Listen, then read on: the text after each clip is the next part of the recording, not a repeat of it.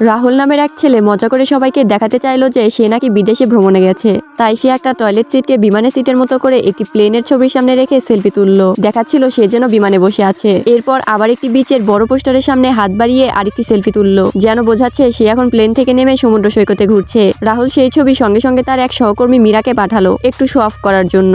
মীরা ছবিগুলো দেখে সন্দেহ করলো যে এগুলো সব ফেক। সে রাহুলকে বলল আরো ছবি পাঠাও। রাহুল তখন আবার মিথ্যে বলল, আমি এখন একদম লাক্সারি হোটেলে আছি। মীরা কৌতূহলী হয়ে বলল, দেখাও তো হোটেলটা কেমন। এই বলে হঠাৎ ভিডিও কল করে বসে। রাহুল তো ভয় পেয়ে গেল, দ্রুত একটা উপায় ভাবলো। সে তার ছোট টেবিলের উপর সাদা কাপড় বিছিয়ে নিল, যেন হোটেলের বিছানা। তারপর একটা তুলোর বল খুঁজে এনে বালিশ সাজালো। সব ঠিক করে সে শান্তভাবে ভিডিও কল রিসিভ করলো। মীরাকে বলল, আজ সারাদিন ঘুরে খুব ক্লান্ত, এখন বিশাল সাদা বিছানায় শুয়ে আছি। কিন্তু আসলে সে ছোট টেবিলের উপরেই শুয়েছিল। ধীরে ধীরে রাহুলের অন্য সহকর্মী জামিল, কামিল, পায়েল, রুবেল সবাই শুনে ফেললো যে রাহুল বিদেশে গেছে। সবাই তার কাছে নিজেদের জন্য গিফট চাইতে শুরু করলো। মনে হচ্ছিল তারা আগেই লিস্ট বানিয়ে রেখেছিল। কিছুই করার ছিল না। রাহুল সবাইকে বলল, হ্যাঁ হ্যাঁ আনছি। 10 দিন পর রাহুল বাজার থেকে কেনা কিছু ছোটখাটো জিনিস নিয়ে অফিসে ফিরে এলো। সে ভাবলো আজ সবাই আমার দারুণ প্রশংসা করবে। কিন্তু বাস্তবে সব সহকর্মী আগেই জেনে গিয়েছিল যে রাহুল কোথাও যায়নি। সবই ছিল তার অভিনয়। সবাই চুপচাপ হাসছিল আর মজা করে রাহুলের পুরো অভিনয়টা দেখছিল।